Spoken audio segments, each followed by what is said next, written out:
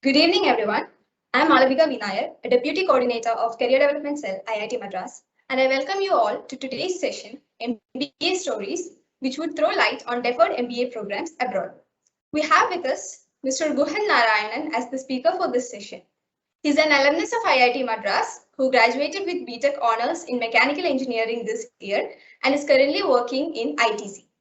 He has been admitted into Deferred MBA program at Kellogg School of Management, Northwestern University, USA. Through this session, we aim to understand deferred admission programs, the MBA application process, and related aspects. We also welcome questions from the audience at the end of the presentation. We hope to keep it an interactive session. Do feel free to ask questions over the chat box or by unmuting yourself. Over to you, Guhan. Thank you for that introduction, Malavika. All right, so guys, I have a small presentation that I've made, and I think let's go over that, and then maybe we can move on to a Q&A. I hope my screen is visible. Yes. All right, great. Then let's just get started. This is a very it's a very small presentation, something that I kind of put together in the last minute. So let's go. So many of you might be wondering what exactly is a deferred admit. So I think I'll just throw some light on that. So a deferred admit is basically when you get to apply to business school, but you only join, say, 2 to 4 years from now. And in some cases, it need not be even 2 years. Some colleges even give you the option to join, say, immediately or 1 year from now. Some colleges have a limit of, say, 3, 4, 5 years. It's very college dependent. But I would say 90% of the colleges have a standard 2 to 5 years. And who exactly can apply? Only final year students are permitted to apply. And again, you can be a final year student pursuing any degree. I believe it applies for 4-year undergraduate BTech degrees. It also applies for 2-year masters, MS, MTech, and I think even PhD degrees. So what makes a deferred admit special? It's a no risk option. You can continue with your life. It's not like you have to go immediately. You can just apply now and not worry about it. As I mentioned earlier, it helps you plan your career early on. Like if you know that you're going to go to business, if you want to go to business school in the first place, just apply now, get done with it so you can spend the next 2 years doing what you want. And finally, it's a safety net. At any point of time, if you hate your job, you can just say screw it and then go for the MBA, because you don't need to worry about applying. You don't need to worry about recommendations. All of that is already done. Just it's a safety net. So there's a lot of good things to come out of this. However, there are other reasons to keep as well. Why are colleges offering deferred admits? One, so the thing is, the main reason why they do it is that they get to lock down potential candidates early. If they think that you're someone who's going to again apply in 4 or 5 years, they don't want you going some other college, right? I mean, very pessimistic when I'm saying this, but there is a lot of fees that you're paying, right? They would rather have you come to their college. So the thing is, a very different way of looking at it is that colleges do this is because they want promising candidates in before they go somewhere else. That is one way of looking at it. And secondly, once you get admitted, you are after all a walking brand ambassador for the college. You get to, image is important for an MBA college, and this is just two ways of looking at it as to what could be the possible ulterior motives for a college to offer a deferred admit. And the second thing to keep in mind is this is a particularly new kind of a admission process that has been initiated. It is somewhat of a gamble. Nobody knows, what it takes to get in. But usually what is accepted is that non-typical candidates with a good story usually make the cut. And I'm guessing that's a very generic advice. I'll get into that later. And so who offers deferred admits? When you look at it, most of the top colleges across the US do, top MBA colleges. You have Berkeley has, Stanford, HBS, Chicago, Wharton, Columbia, MIT, Kellogg. All of these colleges offer deferred admits. There are others like Darden as well. I couldn't fit it in here. And the reason I've also put ISB is that if you are looking to go through the entire deferred admit process, but for an Indian college, ISB surprisingly also offers such an entry. I'm not sure what it's called, but I do have a couple of friends who have gotten in the ISB deferred MBA program. So same process there. You work for, I'm guessing, 2-3 years, and then you join the college. I won't be talking about ISB in particular. I'll be talking about the rest. So let's see what roughly goes into the application. These are like roughly 6 like Thanos' gems, you have like 6 of them. These are the 6 things that kind of go into making an application. So let's just look at it one by one. First, you have the GMAT or the GRE. I'm sure you guys must have heard about this, GMAT or GRE. So this is like an exam. Let me not go into the details. These are like exams that have like a math part and an English part. You kind of write it, you get done with it, and then you get a score. There are certain scores that, I mean, of course, like every exam, higher the score, the better it is. And there is always, again, a very different way of looking at it. But the thing is, as Indians, there are many Indians who apply. So it's not enough that you get a good score. You need to get a good plus better score. So just keep that in mind when you're kind of trying to tackle these GMAT and GRE scores. What is a good score that goes into college? I think you can read that up online. It varies from college to college, but usually the average acceptance score for GMAT is around 730, 740. So a good plus better score would be a 750, 760, 770, all the way up to 800 for GMAT. I'm not sure how it works for the GRE because I gave the GMAT.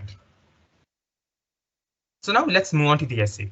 So the thing is, when you apply for a science master's or something like that, usually there's a statement of purpose, right? You have to, it's pretty open-ended. You have to write your own statement of purpose. But whereas when it comes to MBA colleges for their deferred admit, they give you kind of specific questions. Questions like, how is the X MBA going to help you? Or why X? Things like, what should we know more about you? So even that is kind of an open-ended question. But other things like, what matters most to you and why? Or why do you intend to join? What do you intend to do prior to joining the MBA? So there is going to be no statement of purpose, only specific questions like that. Sure, some colleges have a few open-ended ones, but keep in mind that most of them will be specific. And I've just given a few examples here from when I applied. Simple things like why X? You have to do your research. You need to look up, go through the college. You need to talk to previous admits, alums, understand what makes that college special with respect to the others you'll be applying to, and make sure that you communicate that point thoroughly.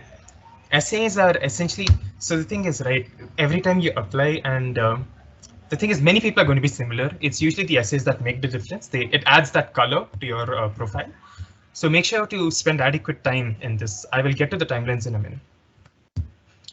Letters of recommendation. Letters of recommendation for deferred admits are a little easier in the sense that some colleges are okay with just one letter of recommendation. Some are okay with 2, but I believe if you do apply regularly, as in 3-4 years from now, as part of a regular MBA process, you might have to submit 3. I mean, again, I'm not too sure about that, but in general, letters of recommendations, a lesser number are required now than later. That being said, there's a standard letter of recommendation format. So I believe most of the colleges use the same formats. You just need to trouble one person to write one thing. You can submit it everywhere. So there are also a bunch of MCQs, things like what is this person's leadership potential? Have you seen him do something? Standard MCQ questions to assess an individual's EQ. And also it comes with like 3 long questions that they need to fill up. Resume. So the thing about resume is if you have sat for placements, I think a resume like that would suffice. I'm not going to go into too much details here, but you just need to make sure that you have a resume prepared. Interviews. So an interview takes place, of course, as you must be knowing, at the end of the process. In some colleges, there's also a group discussion that takes place. But interview is essentially where they get to know the true you. I mean, it's very easy to kind of paint this rosy picture in your essays or paint a picture of hardships and things like that. But it's only during the interviews that they kind of truly vet you. They have a plethora of questions to ask from. But the good thing about interviews is, I mean, there are only those many questions they can ask, and you can find question banks of these online. So once you kind of make it to the interview stage, it's pretty straightforward with the preparation. You just need to go to that college specific question bank, practice it with a friend, and just figure that out. And finally, when it comes to the other part of it, there are some things that are kind of unique to certain colleges applications. Some colleges even require a 1-minute recording of you introducing yourself. Very interesting stuff. Some colleges have many mini essays, and some of them, some college also requires you to write a covering letter. No questions are there, but just a covering letter. So there are variants here and there, but this kind of covers it broadly. Broadly speaking, all these applications have these 6 elements to it. The other, only a few colleges here and there vary. So I think this was one of the questions that was asked, and this is something that's actually really important when you look at the whole Deferred MBA process, figuring out the timeline. So I'm just going to zoom in here.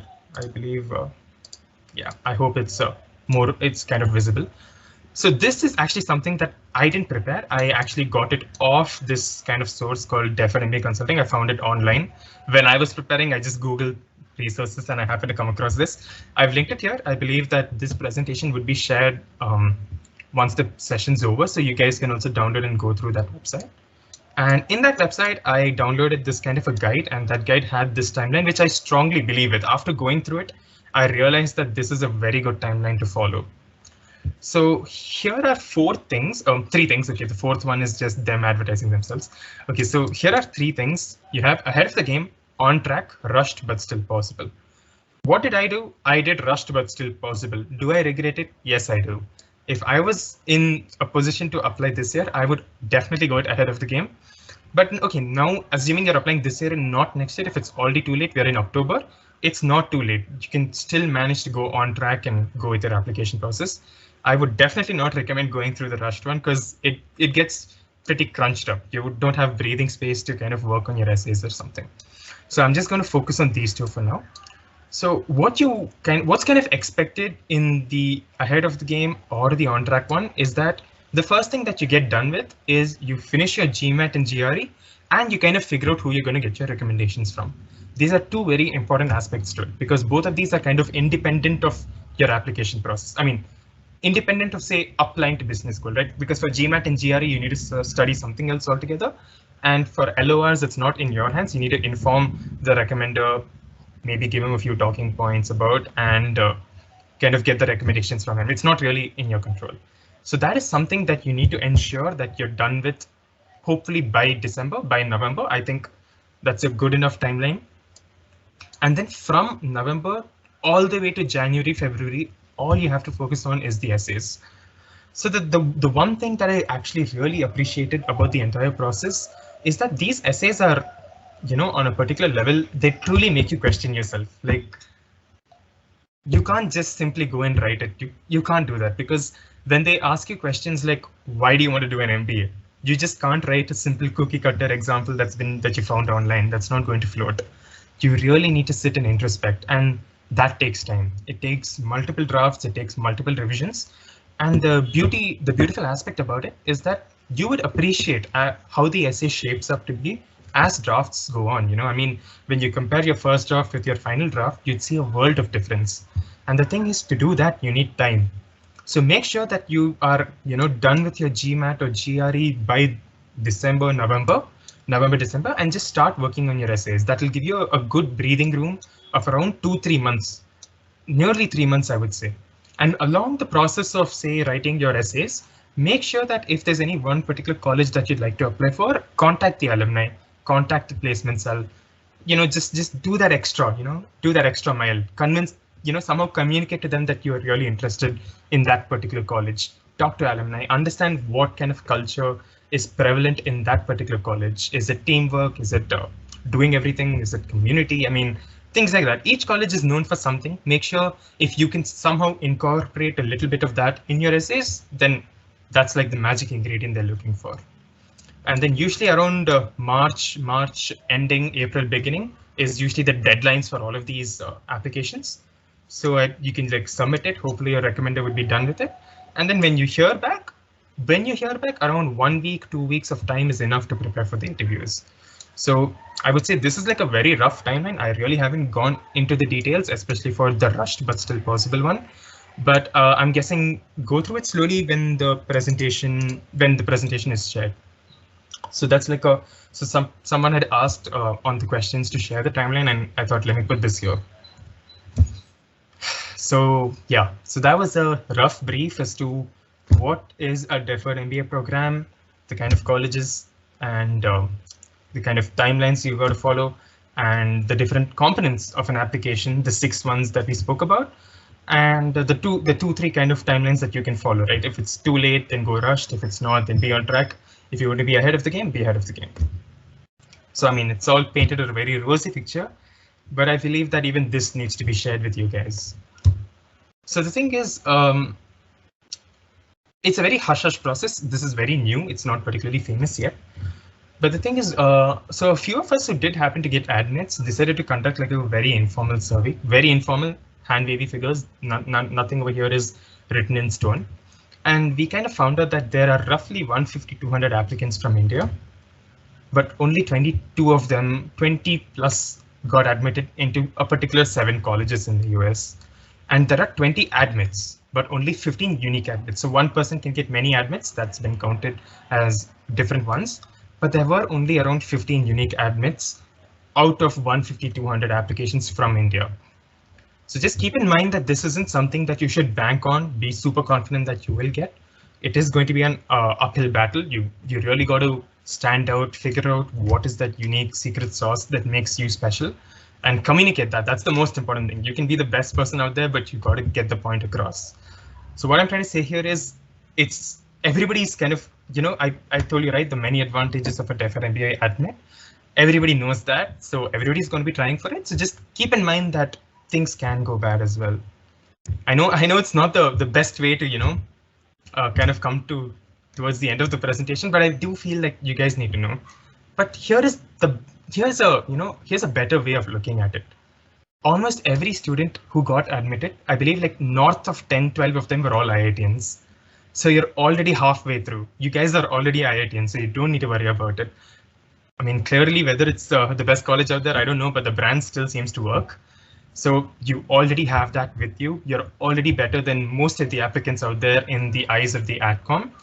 So use it to your advantage. And I'm sure that hopefully your placements will get over. You will have an intern PPO. If it's from a reputable company, all the better. And yeah, I mean, it's not going to be too difficult. Okay, it might be difficult. I take that back, but you guys are already halfway done with the fight. You guys are IITians. I'm sure by now you guys are on track to getting great jobs, and just go for it. You have nothing to lose, essentially.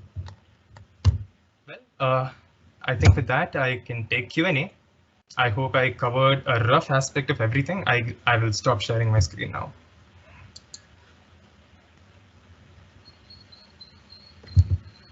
Okay, thank you for that. So we have received some questions from the form that we had circulated. So is there any particular aspect of the application or the program which you think worked to your advantage?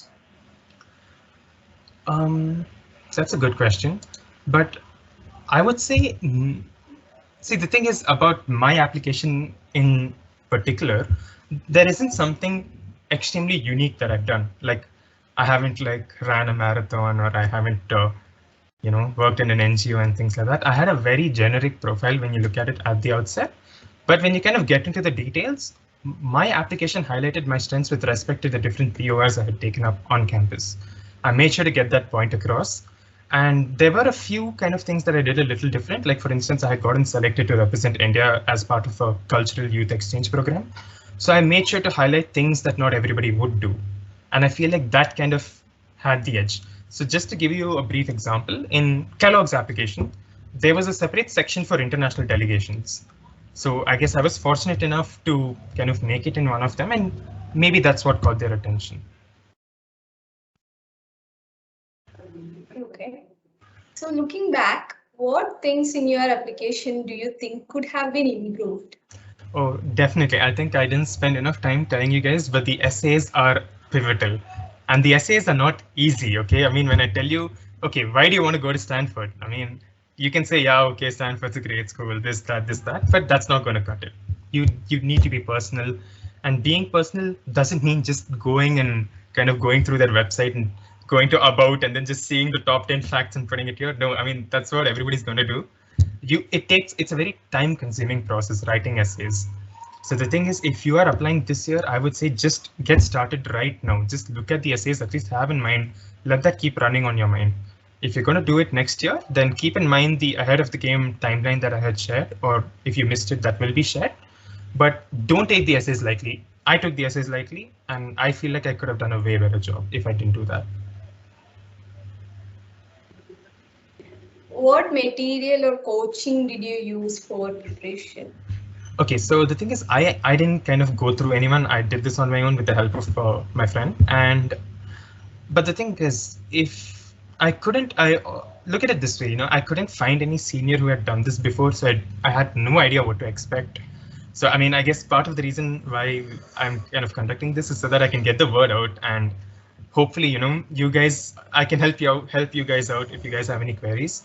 So I didn't know what to expect. I didn't know if a coaching thing was required of any. I believe they're called admission assistants. I forgot what they're called, but when you kind of look up online, there are so many MBA consulting firms that kind of write your essay for you or kind of guide you through the process. I did not go through any of them. I did them on my own. But in retrospect, I feel like, there's always a what if, like what if I had taken it, I might have gotten into many other places. What if I wrote JE better, I would have gotten a better rank. I mean, there's no end to questioning the what ifs. But if you feel that you need one, I feel you should go ahead. But if you think that you're better off on your own, you don't need to spend all that money on an admissions consultant, then I would say it's not necessary. So tips in general for framing SOPs, essays, and the whole application procedure. Well, the whole application procedure, I would say, again, I'm going to go out on a limb here. You guys, as IITians, I'm sure maths should not be a problem. So when you're doing the GMAT and the GRE, something that was a big problem for me was English, not the maths. Again, English is, I mean, it's English. It can be super complicated. So if you're someone who finds English difficult, I would say practice, practice, practice. Make sure you get a few weeks of practice before you write the GMAT. Then with respect to the resume, it's fine. Interviews, not a problem. And then essays. The primary part of this is the essays. So GMAT is just an absolute number. Sure, just make sure you cross the threshold. But essays is where it's subjective. You got to. That's the part that makes you unique. So I've told this. This is the third time I'm telling this, but start your essays early. That is a very important advice I'd like to give out there. Do you think there is any advantage to gaining work experience before enrolling in an MBA? Okay, well, so the thing is, I guess this is where Indian colleges and American colleges differ. In India, you can join an MBA right after your undergrad. I'm guessing that's how many of our classmates did it. But in the US, it's always seen that you must have some prerequisite work experience before you join an MBA. And the thing is, I mean, frankly speaking, I don't know what is good and what is not. But the one thing that I can tell you is most of the people who I've spoken to always told me that it kind of adds perspective. When you work at an organization and then do an MBA, you'd be able to better appreciate the things that you learn. So I feel like it was sold on. I kind of bought that idea, and I was like, okay, you know what? I don't want to go join immediately. Let me work for a couple of years and then join. Maybe there is a reason why those colleges do it that way. So I was like, okay, why not? Okay, so building upon that, how different is the selection criteria in universities abroad and from the Indian ones, that is IIMs and ISB, and what made you choose your university right now? All right. So with respect to what is different in the admission procedure, I think it's kind of clear enough already. In India, it's just an exam and an interview. But what really sets apart the foreign ones is that there's the whole process of essays. So the thing is, there's a lot of introspection that takes place, like that itself is a weeding factor. Not everybody is going to write an essay. It takes time and effort. So only those who actually kind of go through with it are people who actually really want to do it. When you look at, say, IIMs and CAT, I mean, anybody can just sign up and write. Sure, you won't do well, but I mean, the numbers are a lot higher. So it looks like a lot more people are interested. Whereas when you look at it for foreign colleges, it's a more time consuming, mentally straining in a different way kind of a process. So, I mean, these are two different things altogether. It's like apples and oranges. So I would say you can't really compare their application processes on the same level, but they're different in their own ways, as I've highlighted in the presentation and I've told you about now. Now, coming to the second part, why did I choose to pursue an MBA abroad and not in India? Well, this is a slightly personal take on it. I mean, it could vary person to person, but how I saw it was like it's very I'm not sure what the right word is. I wouldn't say pessimistic or cynical, but a very different way of looking at it is that given that I've already studied at IIT, I'm guessing IIMs would be similar to IITs. I mean, it's the same people who go there. It's going to be the same thing. I mean, it's very in a student way of looking at it, right? I wanted something different. And I thought, okay, you know what? I really want to go outside this country. Need not be the US, but I just want a different perspective. And I mean, thankfully enough, I'm privileged to, be in a position where I can make that choice. But anyways, I was like, okay, you know what? Let me make use of it. I want to go outside and study, get a different perspective, know how things are being done there. And that was essentially, the driving force for me. Okay. So can you elaborate on the costs of the program and the scholarships or grants available? Okay, so the costs are the same as a regular MBA program. There is nothing different for deferred admits. But that being said, deferred admits also have a higher chance of getting scholarships. At least I can't speak for all colleges, but at least for Kellogg, I believe deferred admits are given scholarships based on merit. And you will only get to know what your scholarship is when you decide to join. So I won't find out now. When I join 2-3 years from now, I will find out. But I believe the costs can be found online. It is heavy. I will leave it at that.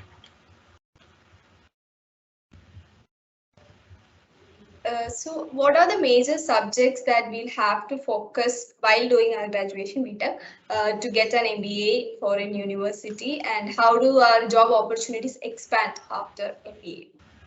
Well, with respect to what subjects you need to focus on, I would say there's nothing in particular. Just do your undergrad the way you want to. Don't keep this ulterior motive in mind.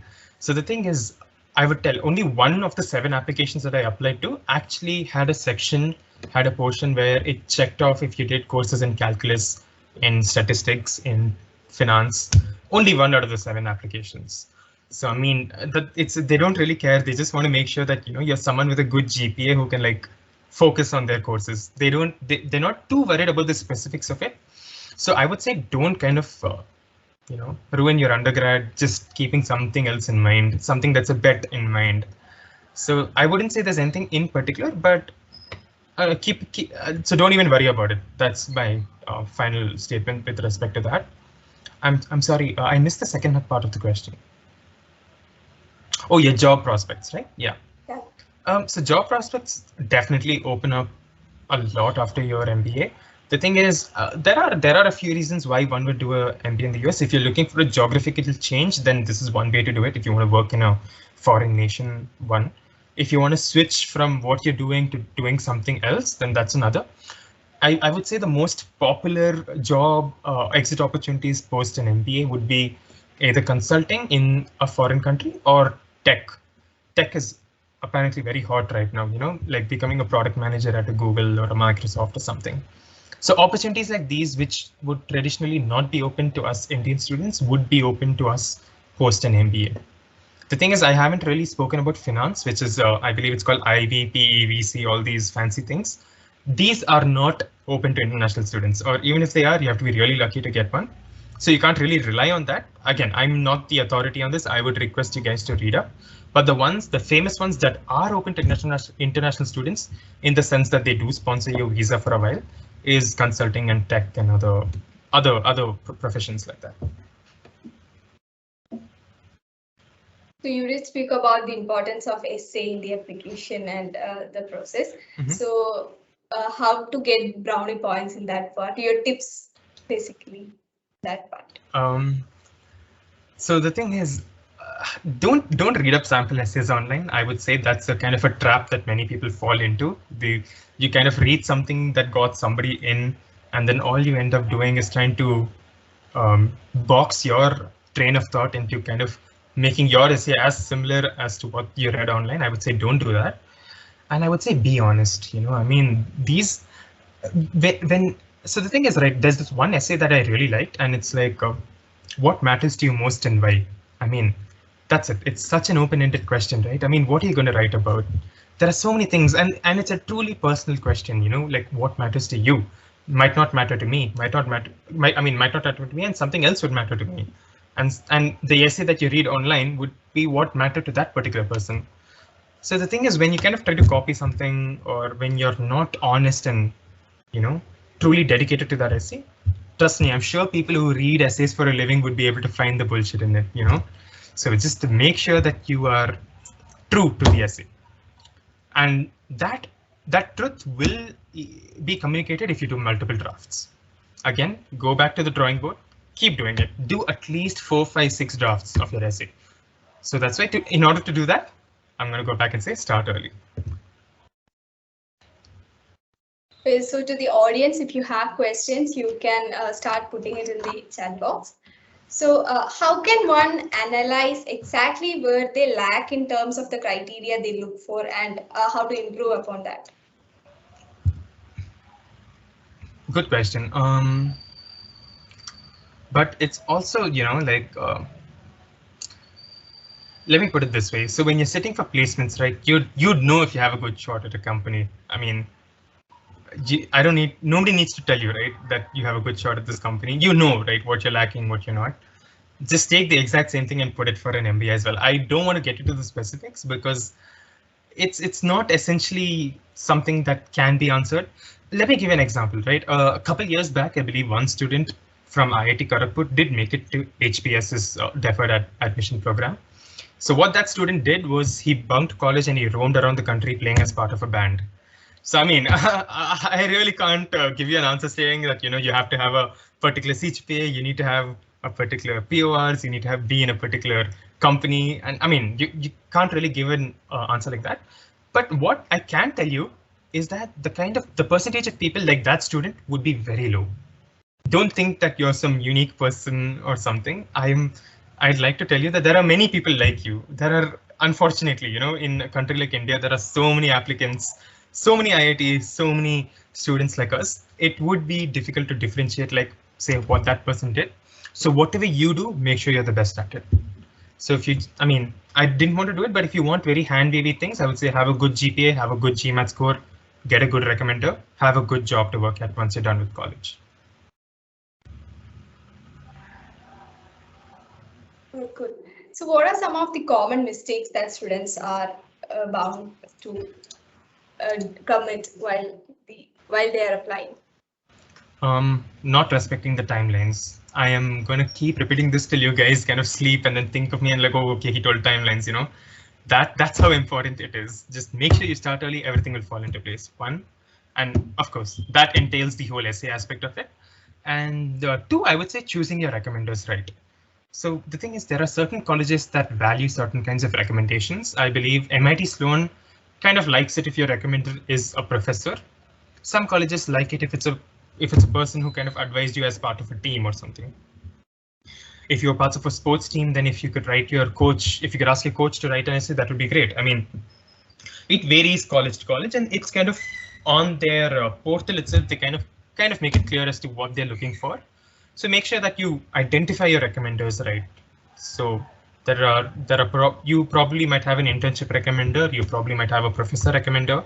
You could probably have an extra POR kind of a recommender. So just make sure you do this mixing and matching right to each college. So that could be a mistake, a rookie mistake that people make. So something to keep in mind. Now that we have gotten a chance to talk about it, are there any myths about the foreign MBA applications that were worse for you during the process? I mean, any myths? Okay, I thought it would be easier. I'm not gonna lie. I thought it would be easier. Definitely not. I was like, hey, what is this essay? Oh, easy. Okay, no. I thought SAP was a very difficult thing, and then I saw only essay questions there. I was like, okay, fine, let me write one. I finished one draft and I just saw how shitty it was, and I was like, okay, fine, it's gonna take time. So one myth that I had was I thought it would be easier, and definitely not the case. It's not a common myth, I'm sure. It was just probably specific to me, but that was one thing that really, yeah, that was one thing. And the second myth I would say is that I thought I would have it easier, but definitely not the case. It was very difficult, even getting to the interview, getting a final offer. As you know, the way I kind of saw it, I mean, from IIT Madras, this, that, I was like, okay, wow, I should easily get through, but nope, that did not happen. I got my fair share of rejections. So that was also a very eye-opening process. Just no, the thing is, we are in such a confined sample space. We have only our friends to compare with. But when you take a step back, there are so many crazy people out there from other colleges who are doing crazier things that we cannot compare to. So it was a very, I would say eye-opening process towards the end of it as well, at least, yeah.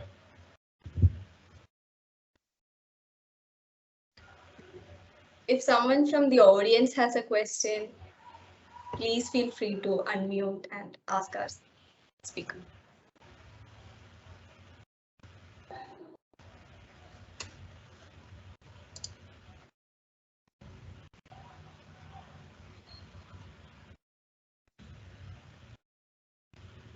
Was it that comprehensive? Hello, sir. Oh. Hi. Hi. You don't need to call me Hi, sir, just call me Guhan. Sure.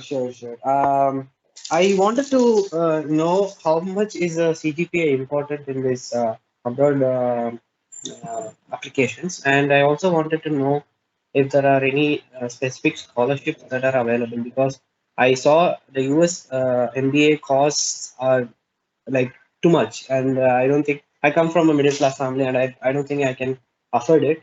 And the third question is, do you know about Europe deferred MBA programs? Because I'm predominantly looking at Europe, Germany, UK, etc. Okay, just give me a second. Scholarships, Europe, and what was the first part of your question? How much is a CGPA important? CGPA, yeah, right, gotcha. Okay, so again, let me start with the CGPA one. If you're someone who's super unique, I'm going to go back to that band player example. If you're someone like that, then the CGPA doesn't matter. If you have released 10 research publications, CGPA doesn't matter. If you're a national level football player who's also worked part-time at an NGO to feed thousands of people, CGPA doesn't matter. If you don't have that unique streak in you, then I would say CGPA does matter. Because I tell you this, it's a very harsh truth. I would go back to that.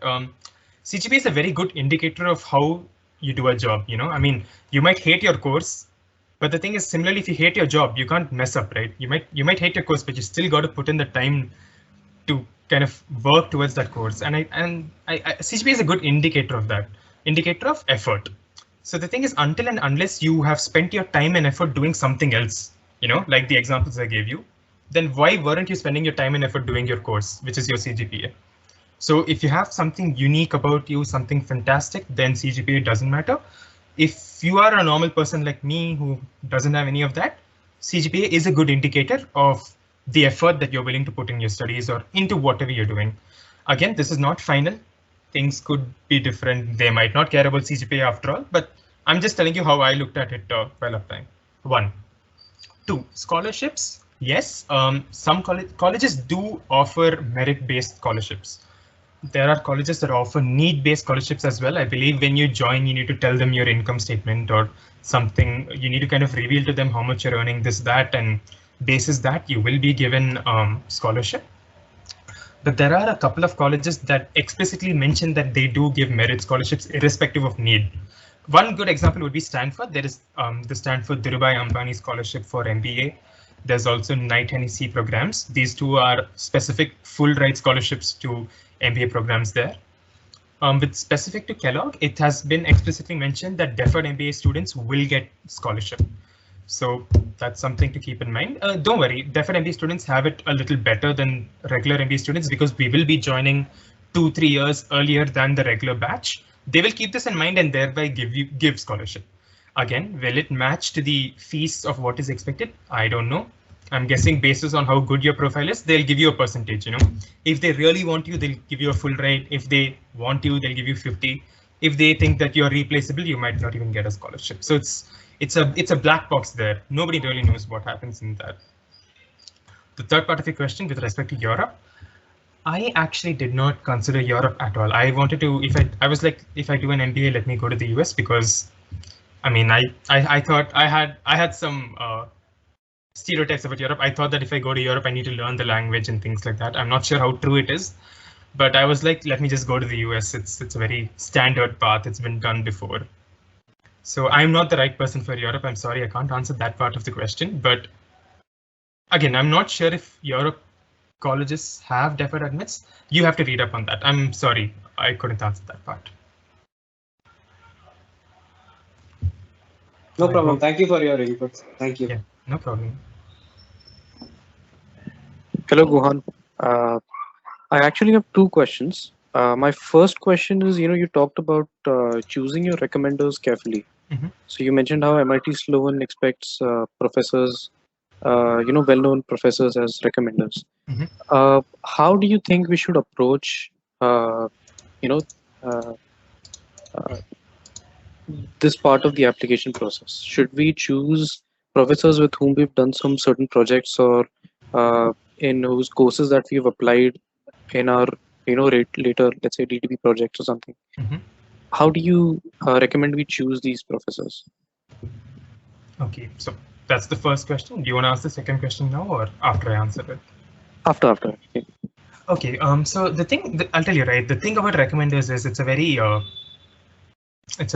do I put this? There's two ways to look at it. So the thing is, you have two options, roughly, everybody has two options. You either have someone who knows you really well but isn't famous, or you have someone who's famous but doesn't know you really well. If you're that lucky bunch who has a very famous person who knows you very well, good for you. But not all of us are like that. So I'm guessing the question that you're posing is that you believe, I told you that MIT would like it if a professor recommended you.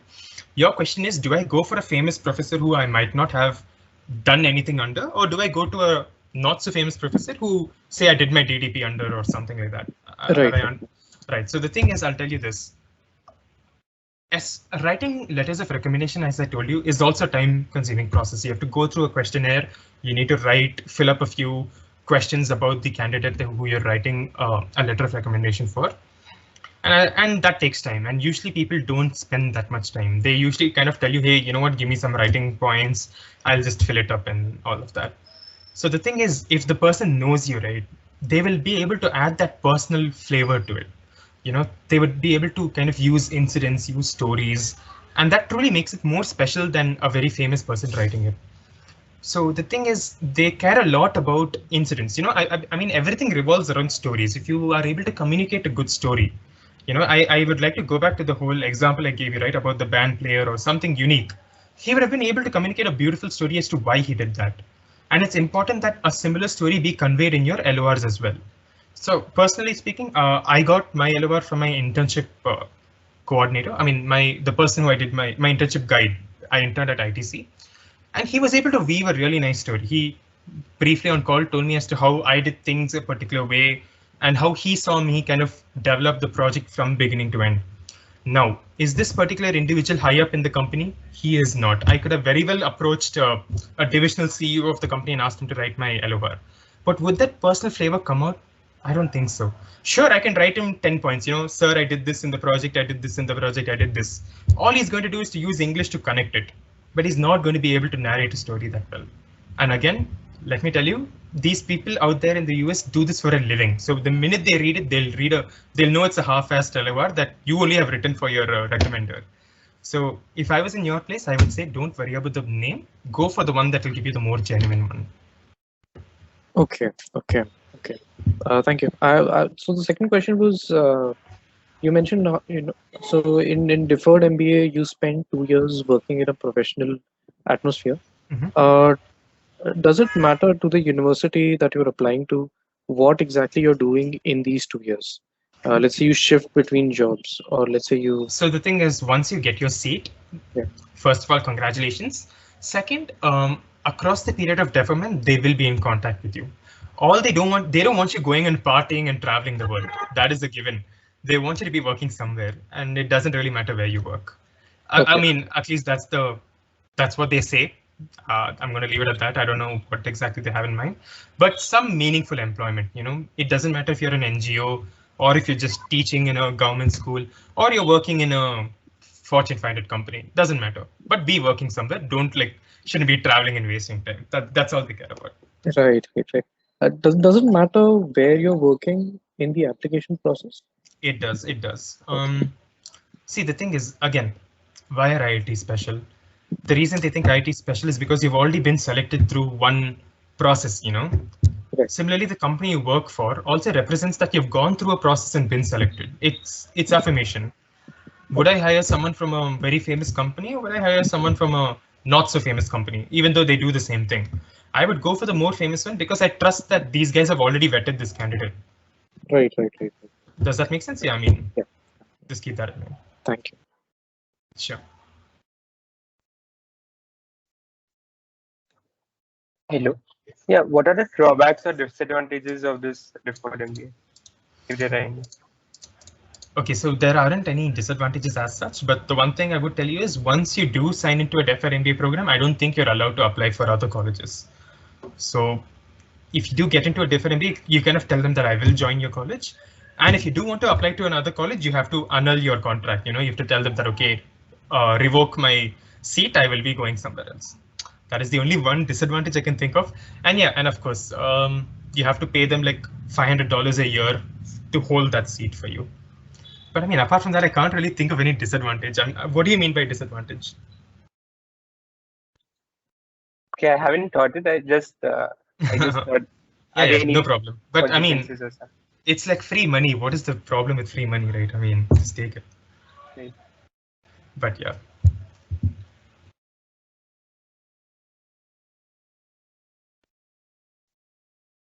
Hey, Guhan, I had a question. So, what made you decide that you want to pursue an MBA rather than go into other fields as such?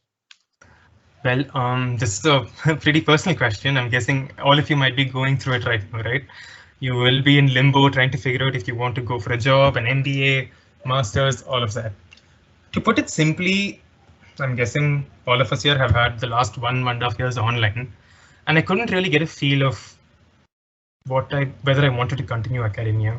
I feel like it's in that last 1 year when you're doing your project and when, you know, where you get to introspect and see if what you want to do.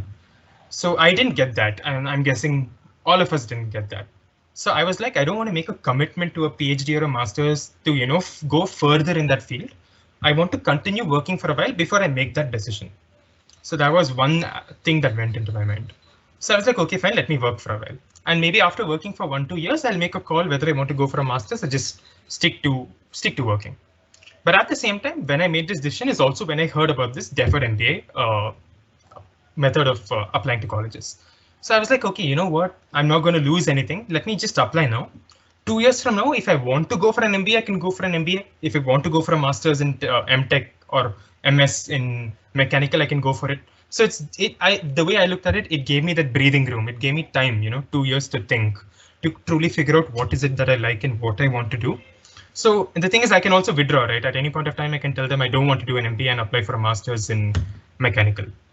So that was the kind of thought process that went on in my head. I hope that answered your question. Yeah, that was really helpful. Thank you. Sure.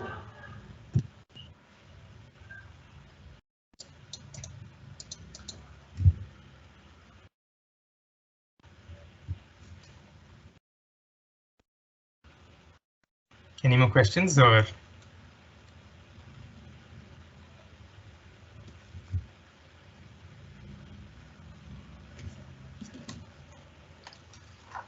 Audience, you can either unmute or put your questions in the chat box.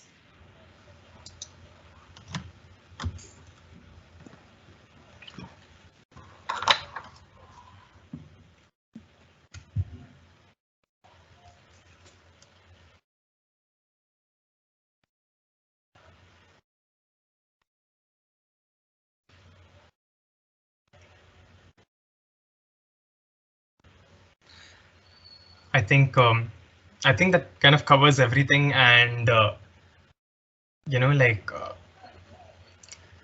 yeah, I would say, you know, like a few things to keep in mind. I think apart from all this is just, I mean, take it easy, take a deep breath, and try first truly introspect. If you want to do this, don't do this because it's what everybody's doing or something. It'll take time. It's not going to be easy and all of that. That being said, figure out if this is what you truly want to do and go for it.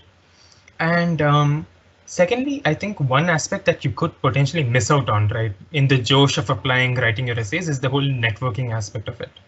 It's really, it would really help if you kind of connected with students from that college, and that would really help in the interview part of it, right? So at some point of time when you're giving your interview, you can tell them that, you know, I did connect with X who is presently studying in Y, and he told me that ... You know, it really conveys to the interviewer that you've done your homework. So things like that you should keep in mind when you make it to the interview stage, or preferably even when you're writing your essays, as I told before, somehow add a few elements of it. And yes, if you're not someone who can write essays that well, I would strongly recommend that you get the help of your friends or family to guide you and fix your English here and there. So these are just two things that I feel like I missed out on, and I kind of covered it now.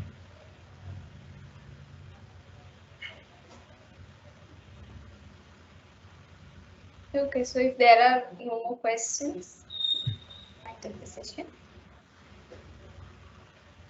Okay, so with that, we come to the end of this session on deferred MBA programs abroad.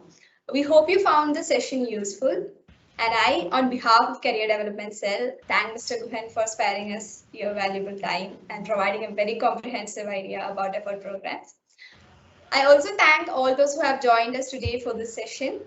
We hope to have your continued support for all the upcoming events as well. Thank you. Thanks a lot for having me, Malvika, and thank you all for attending on a Sunday evening. All right, I'll see you all. Thank you. Bye. Bye-bye.